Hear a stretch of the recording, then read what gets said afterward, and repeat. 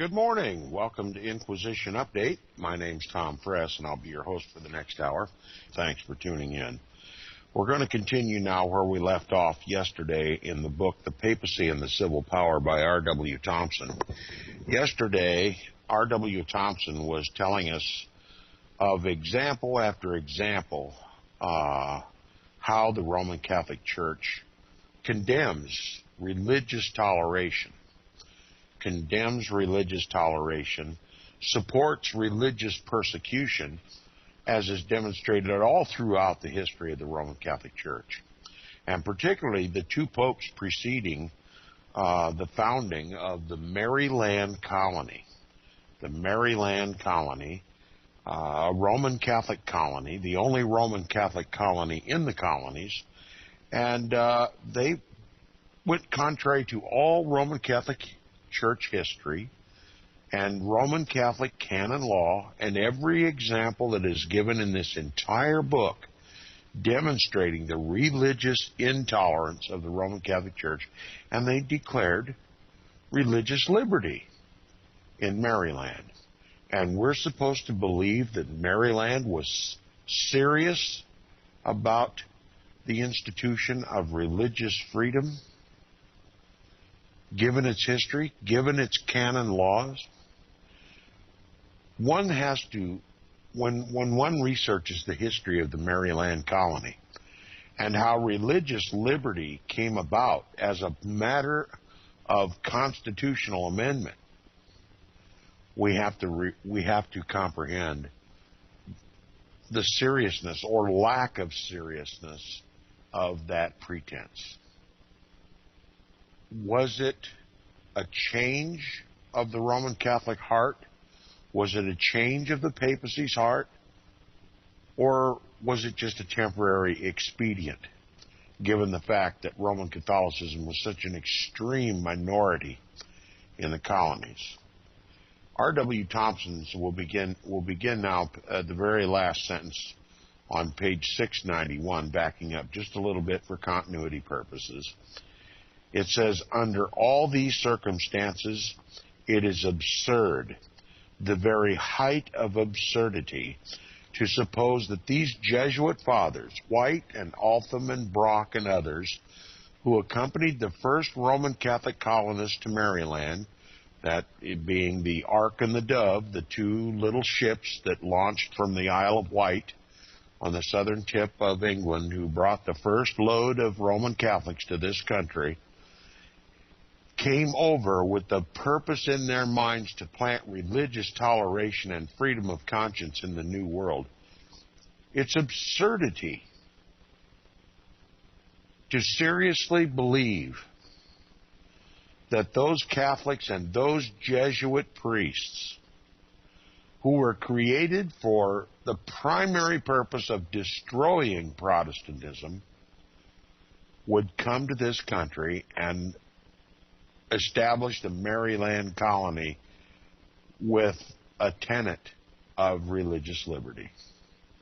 It's untenable. R.W. Thompson continues, he says, the idea is preposterous, and who is credulous enough to believe it is also ready to believe that Gregory VII, that Pope Adrian IV, and Alexander III, and Innocent III, and Boniface VIII made the service of God the sole motive of their lives and undertook no efforts to seize upon the temporal scepters of kings. In other words, to believe that those early Catholic immigrants to the colonies came here with the heartfelt purpose of establishing religious liberty in this country, if you believe that, then you would believe that submarines have screen doors. Okay, enough said. Now he says, whatsoever then was done in the colony of Maryland in favor of religious toleration was done only in obedience to the charter and against the known and steady policy of both the Church of Rome and the Jesuits. Nobody can justify the intolerance of the Episcopalians of Virginia or the Puritans of New England, And while we may now congratulate ourselves that counteracting influences were planted in Maryland, it should not be forgotten that those who brought them accepted toleration from compulsion and employed all the arts and cunning of Jesuitism to get rid of it. Intolerance, it is true, according with the spirit of that age, and some allowance, but no apology, is to be made for it on that account. But the first influence that set in against it were Protestant exclusively, not Roman Catholic. Nowhere in the Catholic world could religious toleration obtain a foothold. Although great men and laymen of the church gave it their support, Rome would not permit it, and her fiat was the law of the church. Quote, "When Rome has spoken," says Augustine, "that's the end of the matter." Unquote. The first legislation in Maryland in favor of freedom of conscience was in 1649, 15 years after the colony had been planted.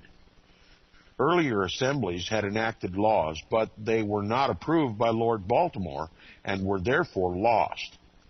It was necessary in passing all these that the colonist, while preserving the legal rights of the proprietary, should at the same time be careful to express their allegiance to the English monarch. They had the example of Virginia before them to teach them how necessary it was that their legislation should conform to their charter in order to avoid a forfeiture. This conformity to the charter was the expression of their allegiance. Without it, Lord Baltimore could not legally have approved their legislation, and the displeasure of the king would have been incurred. In any aspect of the question, then, the legislation of 1649 was a necessary duty imposed by their fundamental law and was almost in the language of the charter. It was an act of legal obedience, nothing more. If apart from this, it had the hearty assent of the Roman Catholic laymen of the colony, that only goes to show what has often appeared elsewhere, that liberal-minded men of that church have had courage enough to defy the papacy in their advocacy of an inalienable natural right of mankind. To these, if such were the fact, all possible honor is due, and we should not be slow to render it. And even now, in the present aspect of affairs, it may well be left unchallenged. For neither then nor now could religious toleration obtain the sanction and approval of the papacy. It could not have done so then because Pope Innocent X was Pope, and he, in a pontifical bull delivered ex cathedra, denounced the Treaty of Westphalia, which ended the 30 Years' War by restoring peace to Germany and placed every religious sect on an equal footing, declaring it to be prejudicial to the Catholic religion, to divine worship, to the safety of souls, and to the apostolic see, and null, vain, and iniquitous. So that's what the Pope calls religious liberty, religious tolerance, freedom of conscience, freedom of religion. He calls it prejudicial to the Roman Catholic Church, prejudicial to the divine worship of the Roman Catholic Church, prejudicial to the safety of souls, prejudicial to the apostolic see. And he declared it in that bull to be null, vain, and iniquitous. So who can seriously consider the possibility, even the possibility, that the true sentiment of the Catholics and the Jesuit priests who boarded that ship to come to this country had in their hearts to make America religiously free? It can't be. It simply cannot be. And we must conclude, as does R.W. Thompson, it was only for a temporary reason. And we're seeing the end of that temporary condition today. Religious intolerance is going to replace freedom of religion in America. He continues, He says it could not be done now because Pope Pius IX has announced in his syllabus of 1864 and elsewhere that it is in violation of God's law and the faith of the Church, that Pope Innocent X and all other intolerant popes were infallible, and that unqualified and unresisting obedience is due both to the doctrines set forth by them as well as those which have been set forth by him. If the Roman Catholic laymen of Maryland in 1649 were so far removed from the immediate influence of Pope Innocent X that they dared to give expression to their honest sentiments in favor of toleration, let us cherish their memory with affection. But the immediate question which concerns us now, and which is practical in all its bearings, is this: are the Roman Catholic laymen of the United States at this time sufficiently removed from the immediate influence of Pope Pius IX to stand firmly by the honest sentiments of their own hearts and defend religious toleration at the hazard of incurring excommunication and anathema? If they are, if our free institutions have given growth and strength to their natural love of liberty, and they cherish the hope that they may be preserved as an asylum where Protestants and Roman Catholics may mingle together in harmony and enjoy whatsoever forms of religious liberty their consciences shall approve, then to them also should appropriate honors be given. And this is the great question to which all our inquiries tend. How it is to be decided and what shall be the character of the struggle through which a decision shall be reached is known only by the searcher of all hearts, capital S, that is Christ or God himself. It says, the head of the Pope no longer wears a crown, but he will tolerate no subjects whose submissive obedience is not the same as if he did. With him there can be no religion without this obedience. There can be no service of God without serving him. If this is to be the religion of the Roman Catholic Church population in the United States, then the obligation of self-protection will require measures of defense against it. What these shall be, it would be premature to discuss until this preliminary question shall have been decided, and this cannot be put off much longer. It is crowding upon us every day, and each demand from Rome increases its proportions. Now that's the end of chapter 22, and before I continue to chapter 23, I want to go back and say something about this sentence that may seem confusing to my listeners. R.W. Thompson said, the head of the Pope no longer wears a crown. All right. Now, what is R.W. Thompson talking about? First of all, the popes, even today, although not so much publicly anymore because it raises too much criticism, but the Pope wears the papal tiara, that beehive-shaped hat that looks like, maybe you might refer to it, the bullet-shaped hat that has 3 crowns on it. That's why it's called the tiara. It has 3 crowns on it. The uppermost crown represents the Pope's authority over heaven. The middle crown represents his authority over earth. And the lower crown represents his authority over hell. That is the papal tiara. That's not the crown that this author is talking about. What he is talking about is the crown worn by kings. What he's literally talking about is the temporal power of the Pope. He's in effect saying that the Pope no longer is a temporal king upon the earth. Now, what did he mean by that? He simply meant that during the time of the Protestant Reformation and all the upheaval that took place after the mortal wound was so-called inflicted, upon the papacy, he no longer carried the temporal sword. He no longer controlled the kings of the earth. Liberty had been proclaimed by the Scriptures. People began to read the Scriptures for themselves. They realized they didn't need a pope anymore, and that the pope didn't have any temporal power, not legitimately, at least not from God. They believed, the Protestant reformers believed to a man, every one of them, that the Pope was the biblical, historical, and prophetic Antichrist, and they had no obligation to obey him. So all of Europe rebelled against the papacy, and I laughingly refer to it. They put the jackal back in his box. And this is the time that R.W. Thompson is writing about.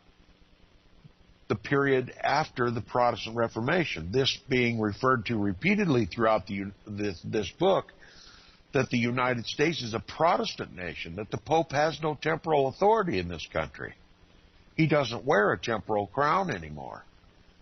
And he says the head of the Pope no longer wears a crown, but he will tolerate no subjects whose submissive obedience is not the same as if he did.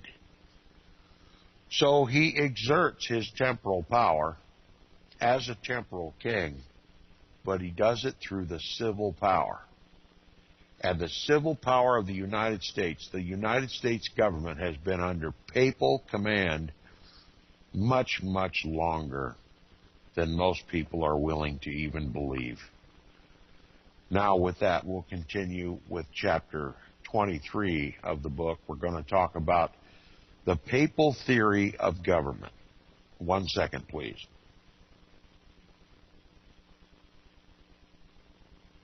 All right.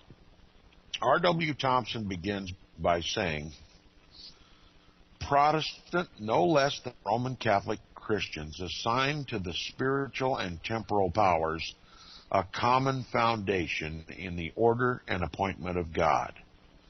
But they differ with them essentially in the application of this general principle to the civil affairs of government. The papal theory of government, taking this principle as the starting point, reaches the following results: that the church and the state, having this common origin, are bound to extend mutual aid to each other; that the church, belonging to the spiritual or the higher power, is bound to see that both the state and individuals conform in their laws and conduct to the law of God, and that as the two powers are thus united in the common end of obtaining order and holding society together, they should also be so united in their action that the church, as the superior, may always be in a condition to command obedience from the state as the inferior. As it regards all those things which do not concern the law of God or the moral well-being of society, the state is left to deal with its citizens collectively and individually without any interference from the church.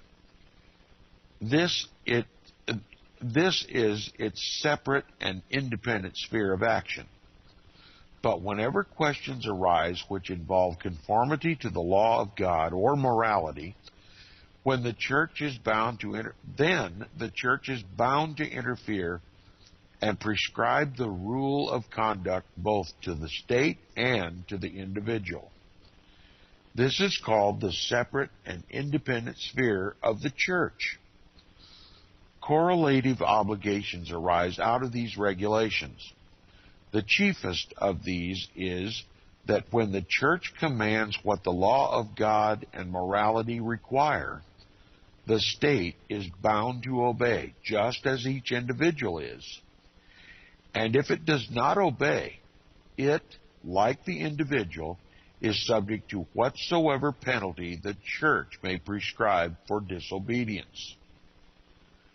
In looking through the history of such governments as have been constructed upon this papal plan, we find many illustrations of the manner in which these principles have been practically applied, especially in reference to the infliction of such penalties as the Church has from time to time imposed for the violation of its laws. The codes of the emperors Theodosius and Justinian contain many laws relating to religion, enacted only in obedience to the command of the Church. Merely, says Domat in his great work on the civil law, quote, to enforce the observance of the laws which the Church herself and the spiritual powers to whom Christ has committed the care of her have established, and to protect and maintain the execution of these laws, unquote. Referring further to these emperors, thus obedient to the Roman Catholic Church and to those kings of France under whose reigns ordinances on religious subjects were passed of the same nature, this same author says, quote, they add to the authority of the laws of the Church, that which God has put in their hands, enjoining as to what concerns the articles of faith, their subjects to submit themselves to the doctrine of the Church, prohibiting all persons to preach or to teach anything contrary thereto, and enacting punishments against heretics, unquote. These are not called laws of the Church, and strictly speaking, they are not, because they are not enacted by the spiritual, but by the temporal authority. They are passed, however, because the Church obliges the state to enact them as a necessary protection to its religion and what it calls the quote-unquote free exercise, and holds the state to be heretical if it does not do so. If the laws are passed according to this dictation, then the civil power, being Christian, must be obeyed. But if they are not, then the Church releases all citizens from the obligation of obedience to it, because it is sinful to obey an heretical power. And this is called rendering unto Caesar the things that are Caesar's, and to God the things that are God's. In France, when the papal power was sufficiently predominant to exact obedience to the laws of the Roman Catholic Church, it caused the temporal power to be so employed in matters relating to the Church that sundry laws were enacted which exhibit in a strong light the real spirit of the papal system of government. Domat, in defining the policy which prompted them, says it requires, quote, that Catholic princes prohibit within their dominions divisions touching matters of religion, schisms, and the exercise of any other religion except the Roman Catholic alone, and exclude all heretics from it by inflicting penalties against them as there is occasion, unquote. Again, speaking of the obligation resting upon the civil magistrate, he says, quote, it is likewise his duty to employ his authority for enforcing the observance of the laws of the Roman Catholic Church insofar as they contain rules about matters which may regard the public order, unquote.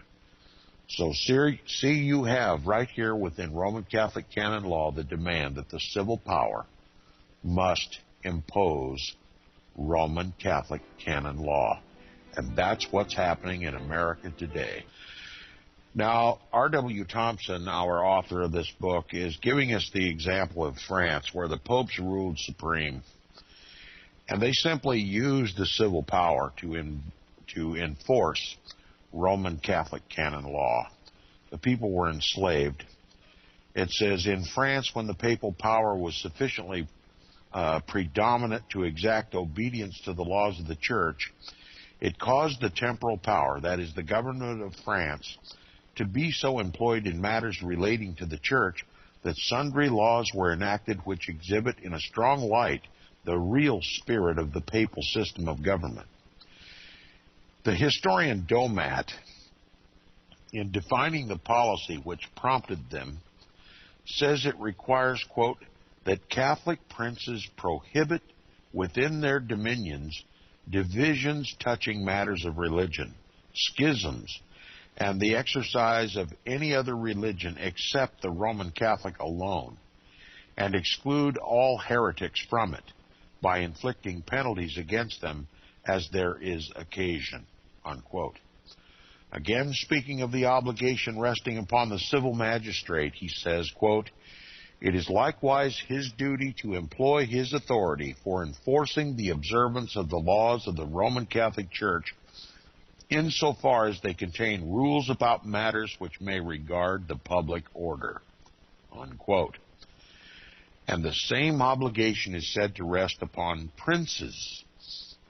And then, as a consequence necessarily resulting from this superiority of the church and inferiority of the state, he says, quote, "that no person has a right to revenge the encroachments which the ministers of the church may make on the rights of temporal princes," unquote, thus exempting the Pope in administration of the affairs of the papacy from responsibility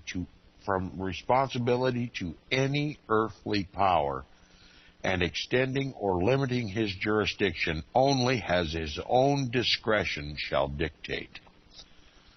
In other words, the papacy says, I make the laws, I am God on this earth, and the kings of this earth will obey me, and they will impose my laws upon the people, and no remonstrance may be brought to my charge.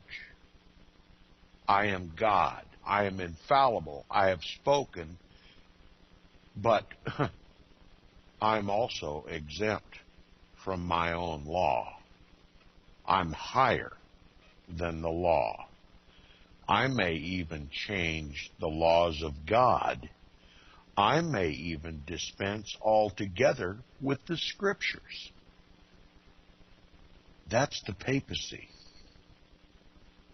Do we want the papacy to rule our government here in the United States? That was the concern of R.W. Thompson. That was the motivation for his writing of this book.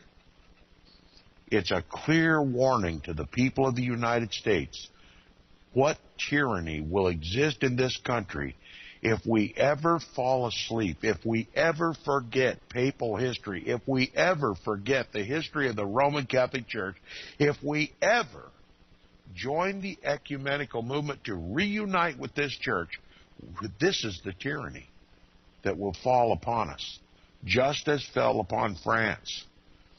It says one of these ordinances was in these words, quote, "Heresy is a crime of high treason against the divine majesty, whereof one is guilty when he abandons the true Roman Catholic faith and obstinately maintains an error which the universal church, that is the Roman Catholic Church, hath condemned." He says, and another, he says, quote, "They who will not hearken to the Roman Catholic Church, which is the pillar of truth, and against which the gates of hell shall not prevail, ought to be treated as heathens and publicans," unquote. In other words, you must be Catholic, not only in profession, but in deed, and not only in deed and profession, but in will, or you are labeled a heretic, and you are to be treated like a heretic. Is that what we want for Protestant America? He says the following modes whereby the progress of heresy was required to be hindered are particularly pointed out. Take from heretics the places where they assemble for worship. Forbid them from assembling in private houses. Remove their ministers into distant parts. Quote, "Take care that the children of heretics," that is, the children of Protestants, "be educated in the schools of the Orthodox," unquote. Prevent heretics from holding any public office or any honorable employment or from exercising reputable professions such as advocates, that's attorneys, physicians, or professors in colleges, subject them to the corporal punishment, and finally put them to death. And those guilty of blasphemy were thus dealt with. They were fined for the first offense, but in the event of frequent relapses, quote, their lips are pierced with hot irons, their tongues are cut out, and they are condemned to the pillory, to banishment, and to the galleys, unquote, and at last, quote, even to death itself, unquote. Is that what we want in once Protestant America? Do you see what the ecumenical movement has the potential of bringing upon this country? He says these ordinances were enacted in France during the reigns of those kings who were held in the highest estimation by the papacy as the most beloved and honored sons of the Roman Catholic Church on account of their obedience to its commands and their devotion to the cause of religion. By means of them and others of like nature, they caused themselves to be esteemed in Rome as foremost among the Christian princes and placed France in the very front rank of Christian states.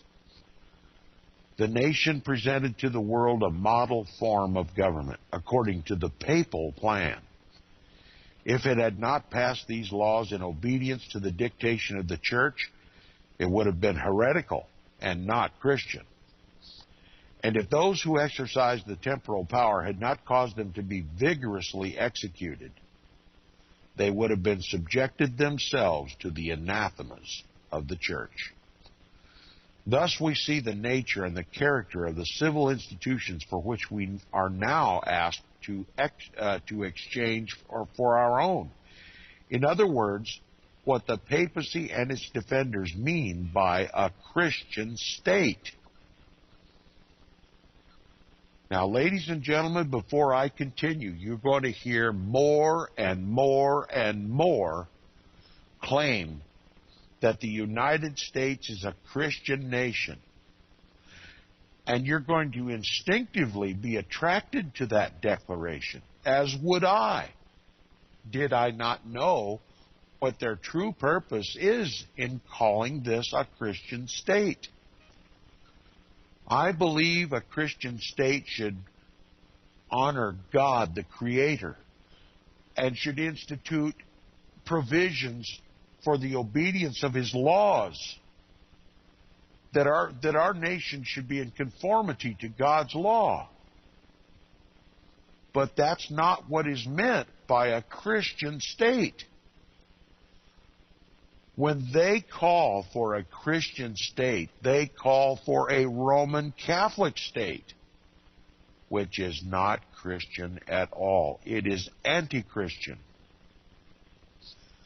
Now, my listeners are going to find it very, very politically unpopular to fight against this so-called Christian state. It just sounds too good to be true. The whole country is going to say the country is morally bankrupt, it's financially bankrupt, it's bankrupt in every way, crime runs rampant, we have to get back to God, and I agree. But what are they planning to impose upon us? Jesus said, I came not into the world to condemn the world, but through me that the world might be saved. But the Pope intends to impose a government in the United States equivalent to that of France. And just like in France, the Protestants are going to be persecuted and extirpated and annihilated as heretics. True Bible-believing Christians are going to be called domestic terrorists. They're going to be called religious extremists. And they're going to be called anti-Christian because they will naturally If they understood that the Christian state that they want to build in this country is Roman Catholic, that it is Antichrist, they will fight against it, and they will earn the title anti-Christian. That's what's going to happen in this country. It's already happening. I can tell you from my own personal experience. I am denounced most powerfully by those who profess themselves to be Christians. I am attacked the most. My harshest attacks come from those who call themselves Christians. And it's a shame. And it's difficult to deal with. I mean, I'm just flesh and blood like everybody else. I wish to be thought of highly among Christians. But that's not the case. And I want my listeners to be prepared for what's coming should they decide to resist this Roman Catholic state that is coming upon us. R.W. Thompson continues. He says, why are Roman Catholic states required to exhibit their obedience to the Church by enacting such laws as these? Manifestly, because they concern the faith, and the principles involved in them are considered necessary to be believed as part of it. They are laws for the advancement and protection of religion, rules prescribed by the Church to the state, whereby the state and the citizens are to be held in line of religious duty, and thus maintain their quote-unquote Christian character. The obligation of obedience on the part of both is the same, the measure of punishment differing from necessity. As the above-named ordinances cannot reach the state, which has no corporal body to be punished or soul to be damned, it becomes equally heretical with the individual by its act of disobedience, and thereby forfeits its right to exist as a state, because the Roman Catholic Church considers it as much a violation of the law of God for a state to commit heresy as it does for an individual to commit it. Now, can I stop and just add a comment? Now you see the light through which the papacy views the United States of America. It views it as a heretical government, a heretical state, a government de facto that needs to be done away with. And that's what they're doing. And it says, and those who administer its affairs forfeit their right to do so because they are guilty of treason against God. Consequently, the Church, that is the Pope, because he is the Church according to Roman Catholic law, Roman Catholic canon law, releases the citizens of the heretical state from any further obligation to obey its laws or its heretical governors, and supplies it with such other laws and governors as shall put it back upon the Christian path. That's what's going to happen. That's what is happening right now today. Laws are being passed to put us back on the Christian path. That is the Roman Catholic path. And what laws are being put in place to bring the United States back to the quote-unquote Christian path? The Patriot Act, the NDAA, gun legislation. And what is being done also to ensure that the people of this country conform to it? Every social program, including health care, is going to bind us to obedience. If we wish to rebel against this Roman Catholic government that's being imposed upon us, we will be denied the very necessities of life. And so we're going to have a choice to make. Do we preserve our lives and obey this Antichrist government? Or do we love not our lives unto death? It says the Protestant system of government draws a marked and palpable line of distinction between religion and civil policy, between the church and the state. And while recognizing also their common foundation in the order and appointment of God, it so separates them in their respective spheres of action that neither shall trench upon the jurisdiction of the other, and therefore leaves no question of submission by the temporal to the spiritual authority, and consequently none about punishment of the state for disobedience to the laws of the church. It leaves religion to its influence upon the hearts of individuals, so as to form good dispositions within each one, in order that society may be influenced by the love of justice and right, and the government be enabled under these influences to secure the public tranquility. In this it follows, with strict exactitude, the example of Christ himself. Before his appearing, the Jewish commonwealth consisted in a union of church and state, the subjection of the temporal to the spiritual power. But he came upon earth to undo this old order of things and to establish his spiritual kingdom. In order to do this so that it should stand out prominently before the world as something distinct from what had ever existed before, he expressly abstained from exercising his own spiritual power over temporal things, or over any of the affairs of existing governments. So far from doing so, whatever he did was directly opposite to the grandeur and power of a temporal kingdom, of such a kingdom as the Papacy afterward built up at Rome. He did not take a single mark of temporal power. He exercised no single function of it. On the contrary, when appealed to by one brother to cause another to divide the inheritance with him, he refused to act the part of a judge.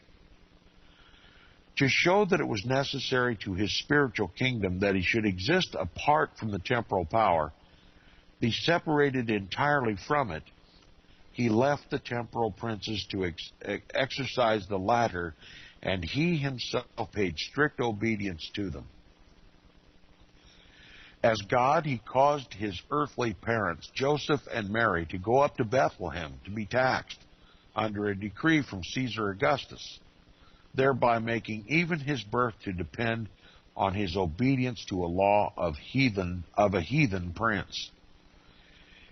In order to demonstrate the absolute necessity of disuniting his own spiritual kingdom from the temporal kingdoms of princes, he taught his disciples to render unto the temporal power what belonged to it, and exhibited the manner of doing this by requiring Peter to pay tribute money at Capernaum when none was due, and by working a miracle for that purpose.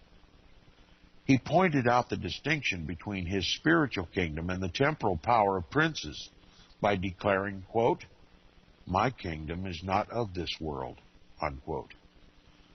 When he was delivered up to be crucified, he told Pilate that he could have had no temporal power at all against him, except it were given him from God, and yet did not employ his own supernatural power to release himself from his enemies and persecutors. When he made his disciples the ministers of his spiritual kingdom, prescribed to them rules for the government of their conduct, and defined the boundaries of the power he entrusted to them, he did not give them a single iota of power over temporal affairs. And they, obedient to his commands, neither claimed nor exercised any temporal power. On the contrary, they obeyed it, as he had done. And although the temporal princes opposed them in their ministry, and persecuted them under temporal laws, They practiced obedience themselves and taught it to their followers, performing all the duties of their sacred ministry without attempting, in any single instance, to break down the authority of the temporal power or to subject it to the spiritual power which Christ had given them.